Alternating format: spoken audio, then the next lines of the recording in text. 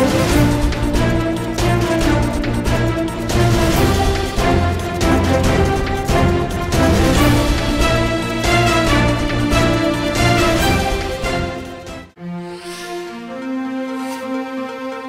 কোটি সহায়তা দেবে জার্মানি। বাংলাদেশকে $2 বিলিয়ন বেশি সহায়তার প্রতিশ্রুতি বিশ্ব ব্যাংকের। 12 ঘন্টা ঝোপের মধ্যে লুকিয়েছিলেন ট্রাম্পের হত্যা চেষ্টাকারী রুথ। জেএফকে বিমানবন্দর পুনর্গঠন প্রকল্পে $19 বিলিয়ন উদ্যোগ, কর্মসংস্থান, অর্থনৈতিক প্রবৃদ্ধি ও টেকসই উন্নয়ন নিয়ে জনসভা। দিল্লির নতুন মুখ্যমন্ত্রী অতিশী। মাইকেল জ্যাকসনের ভাই গায়ক টিটো মারা গেছেন। এবং আইসিসি লেভেল 3 কোচের স্বীকৃতি পেলেন আশরাফুল, স্বপ্ন এখন জাতীয় দল।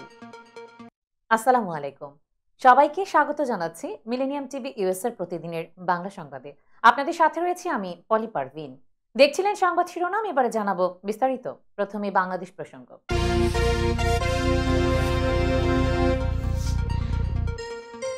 নবায়নযোগ্য জ্বালানি খাতের জন্য বাংলাদেশকে $100 কোটি সহায়তার ঘোষণা দিয়েছে জার্মানি। এই তথ্য জানিয়েছেন অন্তর্বর্তী সরকারের পরিবেশ, বন ও জলবায়ু পরিবর্তন উপদেষ্টা সৈয়দা রিজওয়ানা হাসান।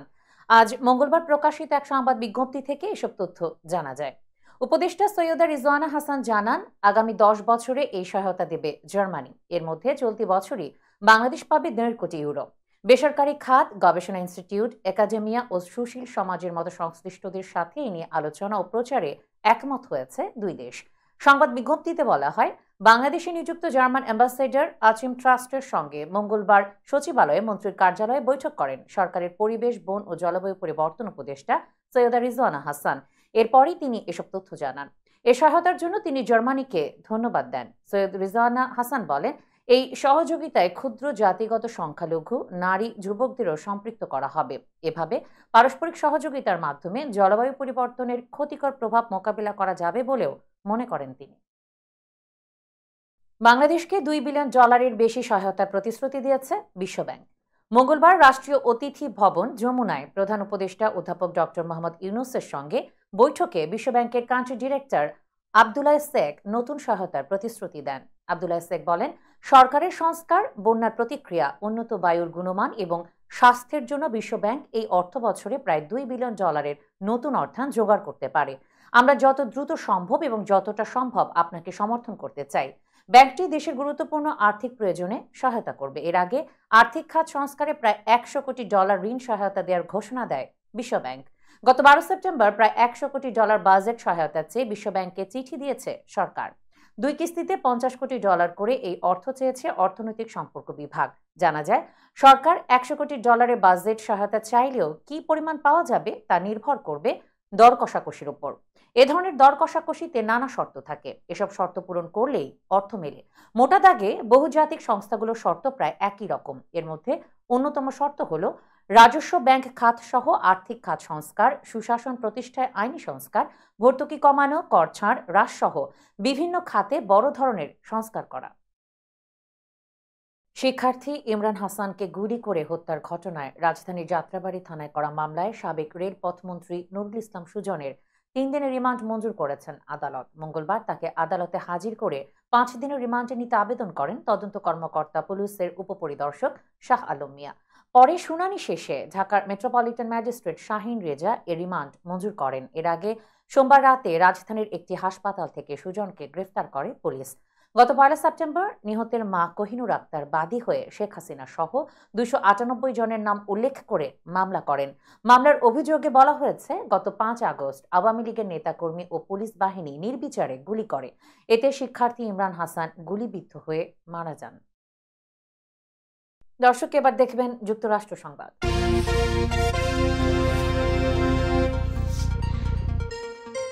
সাবেক মার্কিন প্রেসিডেন্ট ডোনাল্ড ট্রাম্পকে হত্যা চেষ্টাকারী রায়ান ওয়েসলি রুথ প্রায় 12 ঘন্টা ট্রাম্পের গলফ কোর্সের পাশে ঝোপের মধ্যে লুকিয়েছিলেন। যুক্তরাষ্ট্রের সিক্রেট সার্ভিসের বরাত দিয়ে এ তথ্য জানিয়েছে মার্কিন সংবাদ মাধ্যম ওয়াশিংটন পোস্ট। মার্কিন সিক্রেট সার্ভিস জানিয়েছে, গোয়েন্দাদের দ্রুত তৎপরতার কারণেই প্রাণে বেঁচে গেছেন ট্রাম্প। সাবেক এই প্রেসিডেন্ট গলফ কোর্সে উপস্থিত হওয়ার পর নিরাপত্তা ব্যবস্থা জোরদার করার কারণে হত্যা চেষ্টাকারী রুথ তার দিকে সরাসরি অস্ত্র তাক করতে পারেনি। গত সোমবার 58 বছর বয়সী রুথকে আটকের পর একটি ভিডিও প্রকাশ করেছে মার্কিন পুলিশ। ভিডিওটি মূলত পুলিশের বডি ক্যামে রুথের ধরা পড়ার দৃশ্য। যুক্তরাষ্ট্রের পুলিশ জানিয়েছে গলফ কোর্সের 50 মাইল দূর থেকে রুথকে গ্রেফতার করা হয়েছে। এরপর হত্যা চেষ্টা ও অস্ত্র আইন লঙ্ঘনের অভিযোগ দায়ের করে তাকে আদালতে হাজির করা হয়েছে। রুথ যুক্তরাষ্ট্রের হাওয়াইয়ের বাসিন্দা বলে প্রাথমিকভাবে জানা গেছে। দর্শক, মিলেনিয়াম টিভি ইউএস এর প্রতিদিনের বাংলা সংবাদের এই পর্যায়ে নিচ্ছে ছোট্ট একটি বিরতি। সঙ্গেই থাকুন।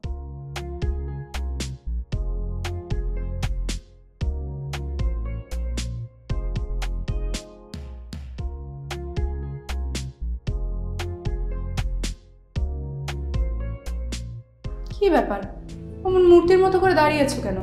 পাগল হয়ে গেলে নাকি? প্র্যাকটিস করছি। কি প্র্যাকটিস করছো? কেন লিভিং স্ট্যাচুরে দাঁড়িয়ে কি করে ভিক্ষা করে দেখালি? আমার ট্যাক্স নিয়ে ঝামেলা চলছে, ল্যান্ড প্রপার্টি নিয়ে ঝামেলা চলছে। এগুলো সমাধান না হলে কিছুদিন পর আমাকে ওইভাবে দাঁড়িয়ে ভিক্ষা করতে হবে। তো এখন থেকে দাঁড়িয়ে প্র্যাকটিস করছি। আহা, এত চিন্তা করছো কেন? লিগ্যাল নেটওয়ার্ক ইন্টারন্যাশনাল আছে না? Legal network international? হ্যাঁ, কিছুদিন আগে ইন্স্যুরেন্স দিয়ে সম্পভাবীদের একটা ঝামেলা হলো না, লিগ্যাল নেটওয়ার্কের মাধ্যমেই তো সেটা সমাধান হলো।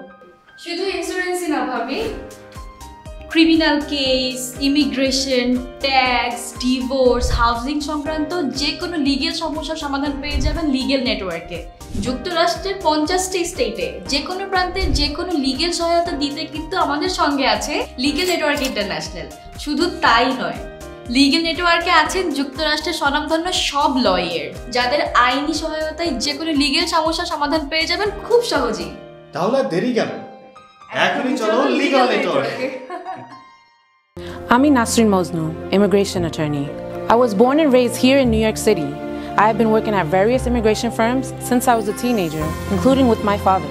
I'm passionate and dedicated about immigration. I am committed to provide my clients with nothing but the best. আমরা অ্যাসাইলাম অফিস, ইমিগ্রেশন কোর্ট সহ যুক্তরাষ্ট্রের 50টি স্টেট ও বাংলাদেশ কনসুলেটে আপনাদের আইনগত সহায়তার নিশ্চয়তা দিচ্ছি। Please come and take advantage of our excellent legal services. Our initial consultations are always free. বরেণ্য অভিনেতা আবুল হায়াত একজন স্বাস্থ্য সচেতন মানুষ। একদিন শুটিংয়ে হঠাৎ অসুস্থ হয়ে হতাশায় ভোগেন। সবাই ব্যস্ত, এখন আমার সেবা করবে কে? কেন? নিউ ইয়র্কে গোল্ডেন এজ হোম কেয়ার আছে না, আপনাদের হতাশা দুশ্চিন্তা দূর করে সুস্থ করে তোলে যাদের অঙ্গীকার। সঠিক সময়ে সঠিক সেবা দেওয়ার বিশ্বস্ত প্রতিষ্ঠানের নাম golden age home care. Golden age home care new ইয়র্কবাসীর পূর্ণ আস্থার জায়গা। দর্শক, আবারও স্বাগত মিলেনিয়াম টিভি ইউএস এর প্রতিদিনের বাংলা সংবাদে। দেখছিলেন যুক্তরাষ্ট্র সংবাদ। জেএফকে রিডেভেলপমেন্ট কমিউনিটি অ্যাডভাইজারি কাউন্সিল সম্প্রতি একটি জনসভা আয়োজন করে, যা নিউ ইয়র্কের জ্যামাইকার 17217 লিন্ডেন বুলেভার্ডে অনুষ্ঠিত হয়। সভায় একবিংশ শতকের জন্য জেএফকে বিমানবন্দরকে আধুনিকায়ন করার লক্ষ্যে একটি রূপান্তরমূলক $19 বিলিয়ন প্রকল্প নিয়ে আলোচনা হয়। মিলেনিয়াম নিউজ 24 এবং মিলেনিয়াম টিভি ইউএস এর প্রতিনিধি রাবাই গ্র্যাথ মার্চেন্ট এবং মুজাহিদুল ইসলামের রিপোর্টে থাকছে বিস্তারিত। We will be starting construction on that second phase, which is the West Pier, the day we open the first phase. Right? So stay in touch with us. We've got our next virtual session tomorrow, Tuesday, September 17th at 1 o'clock. There's a flyer back there at our table. You can find out more information. We have office hours every day from 9 to 5. I'm in person and the team on Wednesdays at JFK Redevelopment Center. Like I said, I'm the Brianna. I call you back, I answer your emails, and I hope to meet more of you and see more of you on this project. Thank you so much. From your college for working with us to get our AAA program launched. I know my partner Rachel has been leading this initiative, and this has been a tremendous success. So I just want to go to the last slide where it recaps the whole year. Next slide, just keep flipping through it so you can just see some of the pictures of what's happening and also seeing where our students are coming from. Good evening, everyone. My name is Dr. Nazrul Khondokar. I'm the director of the JFK Redevelopment STEM Academy program. And the program will not be managed better than what you're looking at here, as Uma Devi is saying. We work in a team. So we're so proud that the program did have a monumental success for the year one. exceeding the number. We're supposed to provide only 725 students with the STEM education. We ended up providing 850 students, including many high school students, summer research. We presented in a national meeting. We just came back from there a couple of days ago with 7 student-led STEM poster presentation. Thank you. But that doesn't stop us from continuing our effort to get more local contractors involved in our project. So we have our Meet the Primes opportunities. The Meet the Prime opportunities are for carpentry, plumbing, and mechanical. If you know any carpenters, small carpenters that are interested in our project, please tell them to go to newjfk.com. Absolutely. The future Meet the Prime sessions are typically the last Thursday of the month. Please invite them to come so that we can find a way to connect them with us. Thank you. We have the 5% local product tied into our RFP.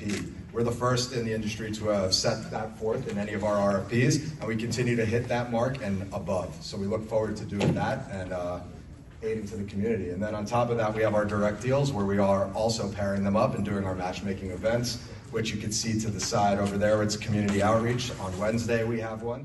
এই বৃহৎ প্রকল্পটি 15,000-এর বেশি কর্মসংস্থান তৈরি করবে বলে আশা করা হচ্ছে, যা স্থানীয় অর্থনীতিতে গুরুত্বপূর্ণ অবদান রাখবে এবং উন্নত অবকাঠামো ও হালনাগাদ সুবিধার মাধ্যমে লক্ষ লক্ষ যাত্রীর ভ্রমণ অভিজ্ঞতা বৃদ্ধি করবে। সভায় স্থানীয় বাসিন্দারা তাদের উদ্বেগ এবং পরামর্শ প্রকাশ করেন, যেখানে স্থানীয় কণ্ঠস্বরকে পরিকল্পনার সাথে যুক্ত করার উপর গুরুত্ব আরোপ করা হয়। এটি অর্থনৈতিক প্রবৃদ্ধি নিশ্চিত করার পাশাপাশি পরিবেশগতভাবে টেকসই উন্নয়নের দিকেও নজর দিচ্ছে। এছাড়াও সংশ্লিষ্টরা এলাকার সংযোগ এবং পরিবহন বিকল্প উন্নয়নের সম্ভাবনাও তুলে ধরেন, যা যাত্রী ও বাসিন্দা উভয়ের জন্যই উপকারী হবে। জেএফকে বিমানবন্দরটি কংগ্রেসম্যান গ্রেগরি মিক্সের এলাকার অংশ, যিনি সভায় অংশ নেন এবং হেড অব ফাইন্যান্স কমিটি হিসেবে তার ভূমিকা পালন করেন। এছাড়াও সভায় জেএফকে ডেভিলা এবং JFK development chairperson doctor Tassi Grant, New York স্টেটের deputy chief of intergovernmental and community affairs Harsh Parekh, JFK এয়ারপোর্টের ডেভেলপমেন্ট বোর্ডের ম্যানেজারও উপস্থিত ছিলেন। অনুষ্ঠানে অনেক বিক্রেতা, ডেভেলপার, ডিজাইনার, স্থানীয় কমিউনিটি লিডার্স, উদ্যোক্তা, সিটি কাউন্সিল সদস্য, New York state officials, assembly members এবং স্টেট সেনেটররা উপস্থিত ছিলেন। One of the things that have been said is that migrants are stealing people's jobs. Can you explain that? No migrants are getting these jobs, right? It's people from the community, correct? People in the community that are vetted and have the capacity to bid for contracts get the business. So I don't know what everybody else is saying, but just know, go to newjfk.com for more information. newjfk.com, right? newjfk.com. And so far, your success rate? So far, we are doing well. We had a very successful meeting tonight, showcasing our MWBE participation numbers, our local business participation numbers, the concessions success stories. We're doing well. We have a lot more work to do, but we're doing well. And so far, have you been to those goals? We are exceeding our goals at this point. At this point, we're surpassing our goals in both minority and local participation. দর্শক, এবার দেখবেন আন্তর্জাতিক সংবাদ।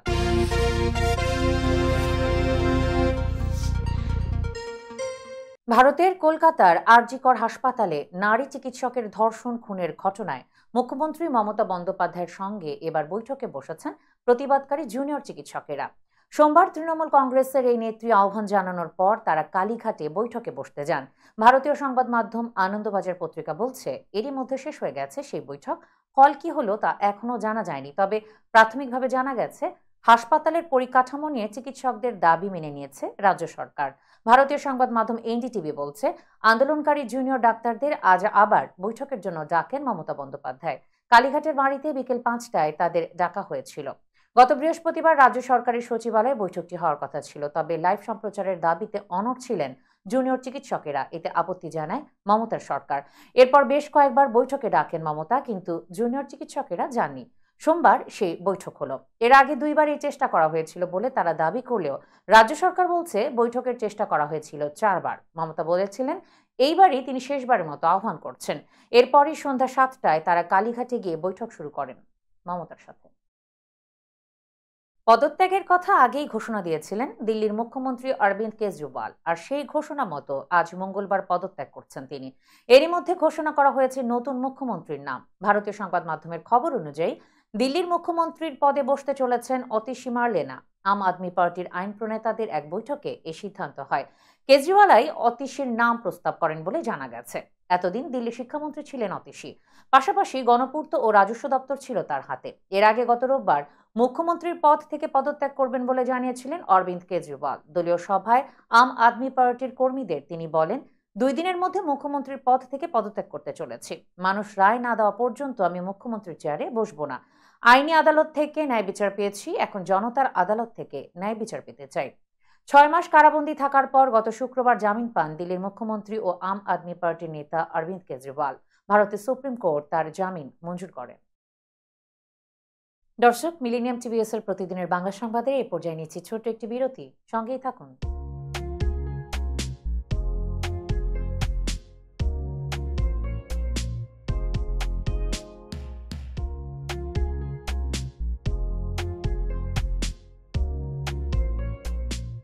কি ব্যাপার, অমন মূর্তির মতো করে দাঁড়িয়ে আছো কেন? পাগল হয়ে গেলে নাকি? প্র্যাকটিস করছি। কি প্র্যাকটিস করছো? কেন লিভিং স্ট্যাচুরে দাঁড়িয়ে কি করে ভিক্ষা করে দেখনি? আমার ট্যাক্স নিয়ে ঝামেলা চলছে, ল্যান্ড প্রপার্টি নিয়ে ঝামেলা চলছে।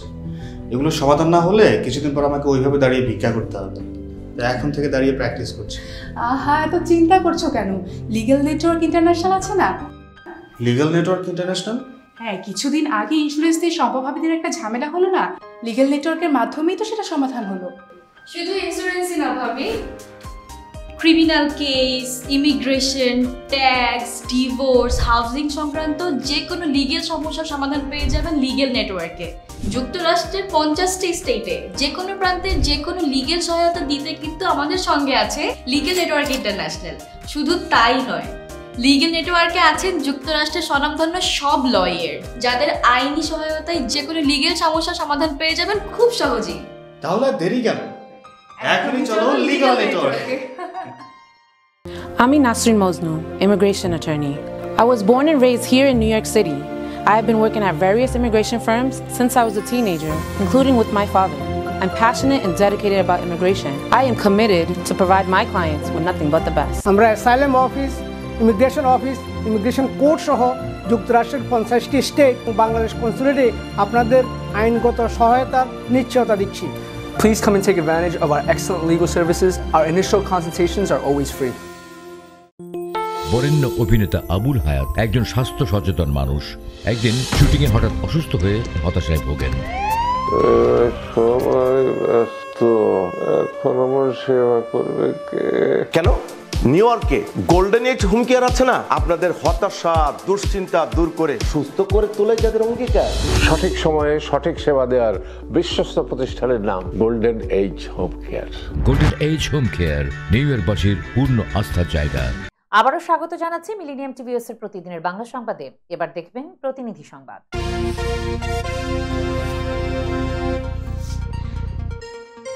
বরগুনা প্রেস ক্লাবের সাংবাদিকদের সঙ্গে নবাগত জেলা প্রশাসক মোহাম্মদ শফিউল আলমের সঙ্গে সৌহার্দ্যপূর্ণ পরিবেশে মতবিনিময় সভা অনুষ্ঠিত হয়েছে। আজ বিকাল 5টায় জেলা প্রশাসক কার্যালয়ের পায়রা সম্মেলন কক্ষে এই মতবিনিময় সভা অনুষ্ঠিত হয়। আমাদের প্রতিনিধি মোহাম্মদ আসাদ তালুকদারের রিপোর্টে থাকছে বিস্তারিত। জেলা প্রতিনিধি আরটিভি এবং bdnews24.com সাবেক সভাপতি বরগুনা জেলা প্রশাসক মোহাম্মদ শফিউল আলম তার বক্তব্যের শুরুতে 52 ভাষা আন্দোলনে যারা শহীদ হয়েছেন এবং জুলাই আগস্ট মাসের গণঅভ্যুত্থানে নতুন বাংলাদেশ গড়তে যারা শহীদ হয়েছেন তাদের রুহের মাগফিরাত কামনা করেন। গণঅভ্যুত্থানে যারা আহত হয়েছেন তাদের সুস্থতা কামনা করেন। তিনি সকল সাংবাদিকদের খোলামেলা আলোচনা করে সকলকে বরগুনার বিভিন্ন উন্নয়ন অগ্রযাত্রায় জেলা প্রশাসনের সঙ্গে একসঙ্গে কাজ করার দৃঢ় প্রত্যয় ব্যক্ত করেন। তিনি বলেন, তার ফোন এবং তার কার্যালয়ের দরজা গণমাধ্যম কর্মীদের জন্য উন্মুক্ত। সকলে মিলে বরগুনা গড়তে একসঙ্গে কাজ করে যাব। সভায় উপস্থিত ছিলেন অতিরিক্ত জেলা প্রশাসক পীযূষ চন্দ্র দে, সদর উপজেলা নির্বাহী কর্মকর্তা মোহাম্মদ শামীম মিয়া। মতবিনিময় সভায় বক্তব্য রাখেন বরগুনা প্রেস ক্লাবের সভাপতি গোলাম মোস্তফা কাদের, সাবেক সভাপতি হাসানুর রহমান ঝন্টু, দৈনিক দীপাঞ্চল পত্রিকার সম্পাদক মোশাররফ হোসেন। উপস্থিত ছিলেন বরগুনা জেলা প্রিন্ট মিডিয়া সাংবাদিক ফোরামের সভাপতি হাফিজুর রহমান, টেলিভিশন সাংবাদিক ফোরামের সভাপতি সোহেল হাফিজ। নবাগত জেলা প্রশাসক মোহাম্মদ শফিউল আলম বলেন, ছাত্র আন্দোলনে যারা শহীদ হয়েছে সেই সব শহীদের প্রতি শ্রদ্ধা জানাই।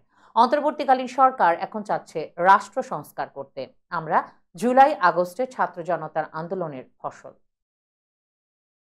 সিরাজগঞ্জের ঐতিহ্যবাহী সিরাজগঞ্জ সরকারি কলেজে পবিত্র ঈদে মিলাদুন্নবী উপলক্ষে আলোচনা সভা, মিলাদ ও দোয়া মাহফিল অনুষ্ঠিত হয়েছে।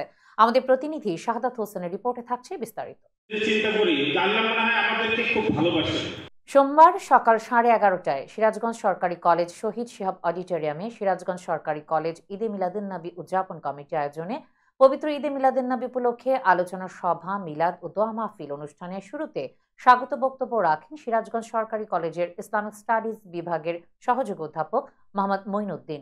অনুষ্ঠানে সভাপতিত্ব করেন সিরাজগঞ্জ সরকারি কলেজের ইসলামিক স্টাডিজ বিভাগের বিভাগীয় প্রধান ও সহযোগী অধ্যাপক মোহাম্মদ হাবিবুল্লাহ সিদ্দিকী। অনুষ্ঠানে প্রধান অতিথি হিসেবে উপস্থিত থেকে মহানবী হযরত মুহাম্মদ সাল্লাল্লাহু আলাইহি ওয়াসাল্লামের জীবনীর উপর দিক নির্দেশনা ও তাৎপর্যমূলক বক্তব্য রাখেন সিরাজগঞ্জ সরকারি কলেজের অধ্যক্ষ প্রফেসর মোহাম্মদ আমিনুল ইসলাম। তিনি বক্তব্যে বলেন, 12ই রবিউল আউয়াল পৃথিবীর ইতিহাসে অন্যতম একটি গুরুত্বপূর্ণ দিন। বিশ্বের সর্বশ্রেষ্ঠ মহামানব, বিশ্ব মানবতার মুক্তির দিশারি মহানবী হযরত মুহাম্মদ সাল্লাল্লাহু আলাইহি ওয়াসাল্লাম 570 খ্রিস্টাব্দের এই দিনে মায়ের কোল আলোকিত করে পৃথিবীতে আসেন। রিসালাতের দায়িত্ব পালন শেষে 632 খ্রিস্টাব্দের 11ই হিজরি সনের ঠিক এ তারিখেই 63 বছর বয়সে তিনি দুনিয়া থেকে বিদায় নেন। এজন্য এ দিনটি মুসলিম উম্মাহর কাছে অত্যন্ত পবিত্র ও মহিমান্বিত। দর্শক, এবার দেখবেন বিনোদন সংবাদ।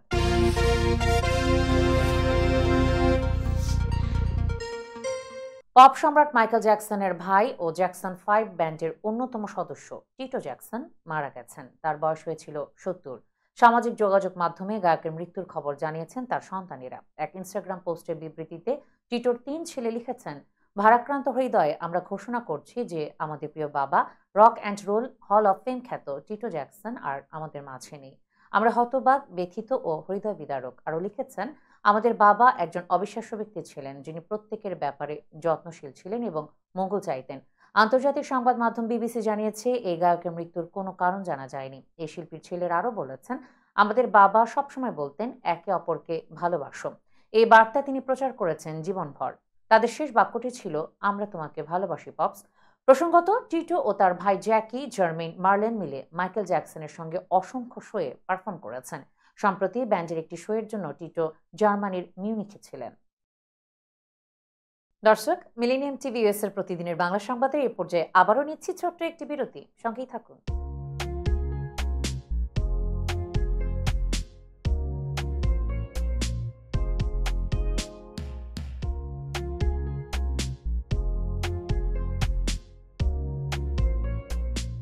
কি ব্যাপার, অমন মূর্তির মতো করে দাঁড়িয়ে আছো কেন? পাগল হয়ে গেলে নাকি? প্র্যাকটিস করছি। কি প্র্যাকটিস করছো? কেন লিভিং স্ট্যাচুরে দাঁড়িয়ে কি করে ভিক্ষা করে দেখালি? আমার ট্যাক্স নিয়ে ঝামেলা চলছে, ল্যান্ড প্রপার্টি নিয়ে ঝামেলা চলছে। এগুলো সমাধান না হলে কিছুদিন পর আমাকে ওইভাবে দাঁড়িয়ে ভিক্ষা করতে হবে। তাই এখন থেকে দাঁড়িয়ে প্র্যাকটিস করছি। আহা, এত চিন্তা করছো কেন? লিগ্যাল নেটওয়ার্ক ইন্টারন্যাশনাল আছে না? Legal network international? হ্যাঁ, কিছুদিন আগে ইন্স্যুরেন্স দিয়ে সম্পভাবীদের একটা ঝামেলা হলো না? লিগ্যাল নেটওয়ার্কের মাধ্যমেই তো সেটা সমাধান হলো। শুধু ইন্স্যুরেন্সই না ভাবি, criminal case, immigration, tax, divorce, housing সংক্রান্ত যে কোনো লিগেল সমস্যার সমাধান পেয়ে যাবেন লিগেল নেটওয়ার্কে। যুক্তরাষ্ট্রের 50টি স্টেটে যে কোনো প্রান্তে যে কোনো লিগেল সহায়তা দিতে কিন্তু আমাদের সঙ্গে আছে লিগেল নেটওয়ার্ক ইন্টারন্যাশনাল। শুধু তাই নয়, লিগেল নেটওয়ার্কে আছেন যুক্তরাষ্ট্রের স্বনামধন্য সব লয়ার, যাদের আইনি সহায়তায় যে কোনো লিগেল সমস্যার সমাধান পেয়ে যাবেন খুব সহজেই। তাহলে দেরি কেন? এখনই চলো লিগ্যাল নেটওয়ার্কে। I'm Nasrin Mosnu, immigration attorney. I was born and raised here in New York City. I have been working at various immigration firms since I was a teenager, including with my father. I'm passionate and dedicated about immigration. I am committed to provide my clients with nothing but the best. আমরা asylum office, immigration court সহ যুক্তরাষ্ট্রের 50টি state ও বাংলাদেশ কনসুলেটে আপনাদের আইনগত সহায়তার নিশ্চয়তা দিচ্ছি। Please come and take advantage of our excellent legal services. Our initial consultations are always free. বরেণ্য অভিনেতা আবুল হায়াত একজন স্বাস্থ্য সচেতন মানুষ। একদিন শুটিংয়ে হঠাৎ অসুস্থ হয়ে হতাশায় ভোগেন। সবাই ব্যস্ত, এখন আমার সেবা করবে কে? কেন নিউ ইয়র্কে গোল্ডেন এজ হোম কেয়ার আছে না, আপনাদের হতাশা দুশ্চিন্তা দূর করে সুস্থ করে তোলে যাদের অঙ্গীকার। সঠিক সময়ে সঠিক সেবা দেওয়ার বিশ্বস্ত প্রতিষ্ঠানের নাম golden age home care. Golden age home care new ইয়র্কবাসীর পূর্ণ আস্থার জায়গা। আবারও স্বাগত জানাই মিলেনিয়াম টিভিএস এর প্রতিদিনের বাংলা সংবাদে। দেখছিলেন বিনোদন সংবাদ।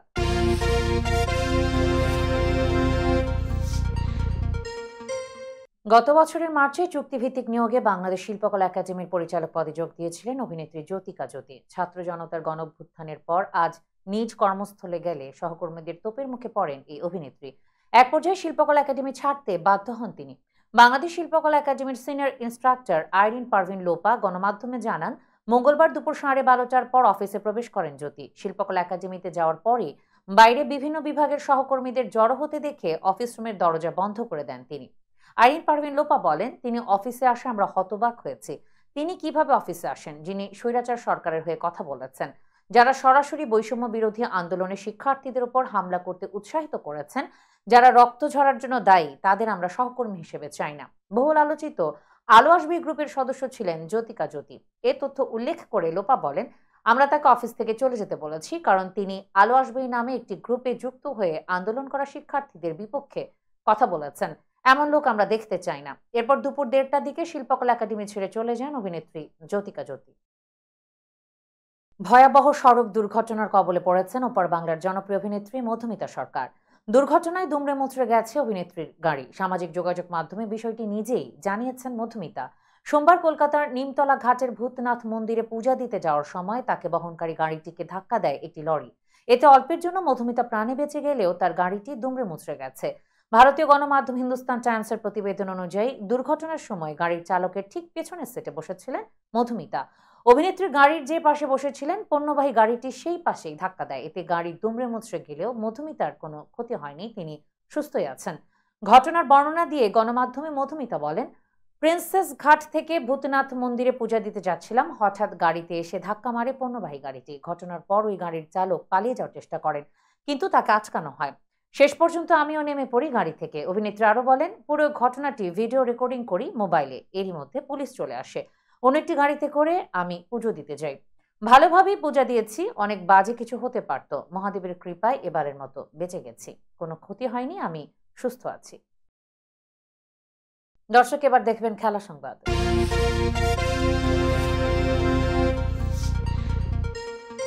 পেশাদার ক্রিকেটের পাট চুকিয়ে এবার কোচিং ক্যারিয়ারে মনোনিবেশ করলেন দেশের ক্রিকেটের এক সময়কার পোস্টার বয় মোহাম্মদ আশরাফুল। খেলোয়াড়ি জীবনের মতো কোচিং ক্যারিয়ারটাতেও সাফল্যের ফুল ফোটানোর স্বপ্ন আশরাফুলের। দেশের হয়ে অনেক স্মরণীয় ইনিংস খেলা সাবেক এই ক্রিকেট মহারথী হতে চান জাতীয় দলেরই কোচ। সেই লক্ষ্যে পৌঁছাতে যে তিনি বেশ পরিশ্রম করছেন তার বড় প্রমাণ আন্তর্জাতিক ক্রিকেট কাউন্সিলের লেভেল 3 কোচের স্বীকৃতি। সোমবার আইসিসি লেভেল 3 কোচিং সার্টিফিকেট হাতে পেয়েছেন তিনি। সার্টিফিকেট পেয়েই নিজের সাফল্যের জন্য মহান আল্লাহর শুকরিয়া আদায় করে সামাজিক যোগাযোগ মাধ্যমে বিষয়টি শেয়ার করেন সাবেক এই অধিনায়ক।